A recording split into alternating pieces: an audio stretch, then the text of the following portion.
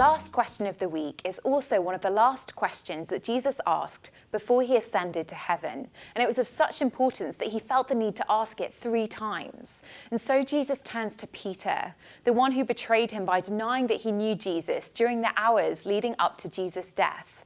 And he says to him, "Simon, son of John, do you love me more than these?" "Yes, Lord," he said, "you know that I love you." Jesus said, "Feed my lambs." And again, Jesus said, "Simon, son of John, do you love me?" And he answered, "Yes, Lord, you know that I love you." And Jesus said, "Take care of my sheep." The 3rd time he said to him, "Simon, son of John, do you love me?" And Peter was hurt because Jesus asked him for the 3rd time, "Do you love me?" And he said, "Lord, you know all things. You know that I love you." You can't help but feel sorry for Peter in this heart-to-heart conversation because Jesus couldn't have made it any clearer that he knows Peter has denied him 3 times. It's both a brutal conversation and a healing one. As Jesus deals with Peter's shame head on, he lances the wound that has been festering in Peter ever since that night. And Jesus offers him another chance to show that he is all in.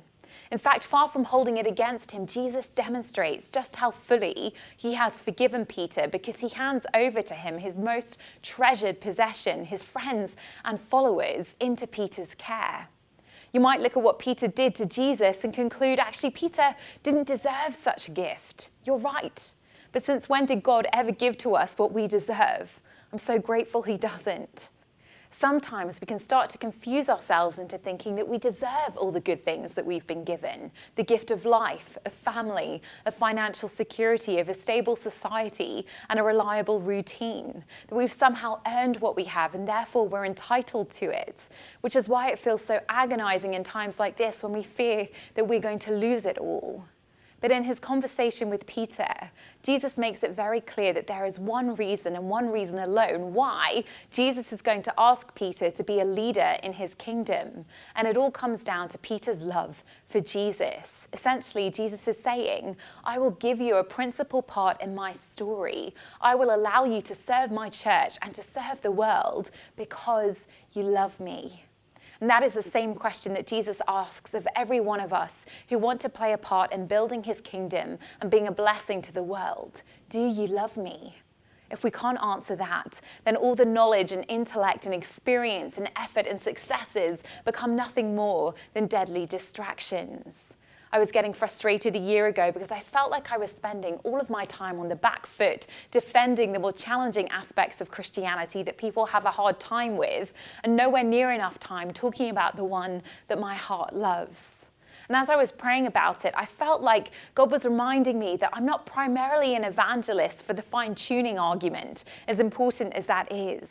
Nor am I primarily a defender of God's justice in the Old Testament, as much as I believe it to be true and good. Nor am I an apologist for certain aspects of Christian culture, as much as they may need apologizing for.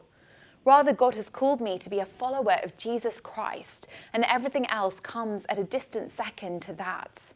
In the words of Brennan Manning, which I personally find deeply convicting, the word we study has to be the word we pray. We must never allow the authority of books, institutions, or leaders to replace the authority of knowing Jesus Christ personally and directly, or we become unconvicted and unpersuasive travel agents handing out brochures to places we have never visited.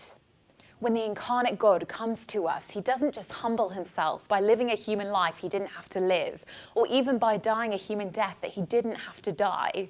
He also humbles himself to meet us in conversation, to invest the time to ask personal questions, because that is how you show someone you care about them. And there is no limit to the extent to which the God of the universe cares about us. There is so much that we can learn from Jesus' questions about the kind of people we are called to be, as we've seen this week, to be those who give dignity rather than dishonor, who ask questions that aim for the heart, who invest in relationships that make us vulnerable, and who live lives that tell a true story about who God is. And, most importantly, those who really love Jesus. Do we love him today? Could we look him in the eye and answer that question 3 times? I'm sure you all agree with me when I say that I so don't want to be an unpersuasive and unconvicted travel agent handing out brochures to places that I have never been, inviting people into an intimacy with God that I have never known. I want to go to those places and I want to meet Jesus there. I want to spend my time in the presence of a God who treasures our conversation and who takes such pleasure in our company.